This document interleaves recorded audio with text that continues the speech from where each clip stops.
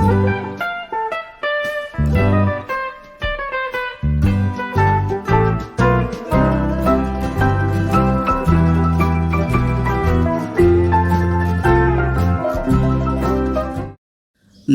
सभी को, मैं मत्तू केवट।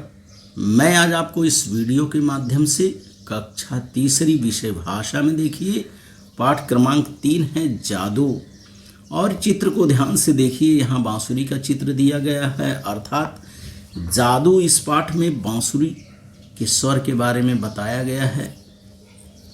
तो आइए हम इस वीडियो के माध्यम से जादू इस शीर्षक से संबंधित पाठ का हम वाचन करते हैं। तो देखिए किस तरह से जादू पाठ में क्या जानकारी दी गई है बांसुरी के बारे में।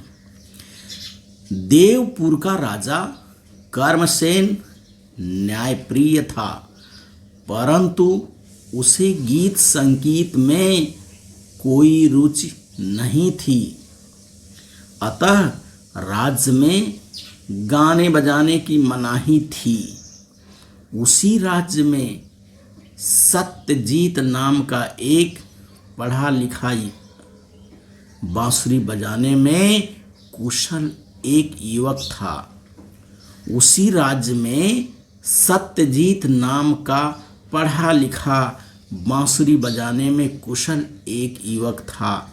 एक दिन जंगल में पेड़ के नीचे बैठकर वह बांसुरी बजाने वाला ही था कि उसे एक घुड़सवार आता दिखाई दिया।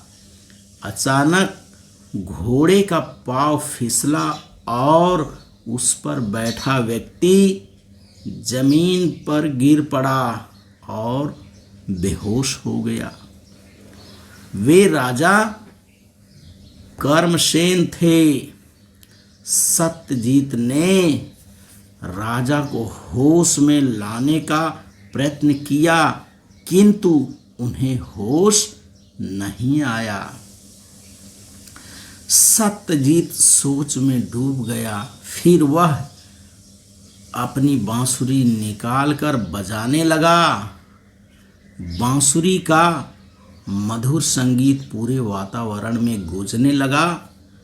पक्षी भी उस मधुर संगीत से आसपास मंडराने लगे।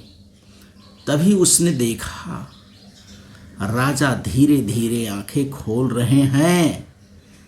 सत्यजीत डरकर राजा के पांव में गिर पड़ा। राजा ने कहा, युवक, कल तुम हमारे राज दरबार में आ जाना। दूसरे दिन सत्यजीत डरते डरते राजा के दरबार में पहुंचा। राजा ने कहा, तुमने कोई गलती नहीं की है। तुम्हारे संगीत के जादू के कारण ही आज मैं जीवित हूँ।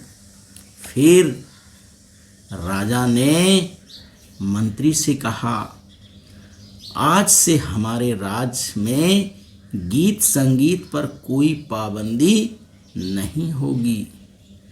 सारे राज्य में तुरंत ही यह घोषणा कर दी गई। तो इस तरह से जादू इस पाठ में दिया गया है कि किस तरह से जादू की प्रिय आवाज से, बांसुरी की प्रिय आवाज से सत्यजीत ने जिस बांसुरी को बजाया और राजा कर्मसेन बेहोश था और बांसुरी की आवाज़ को सुन करके राजा कर्मसेन होश में आया।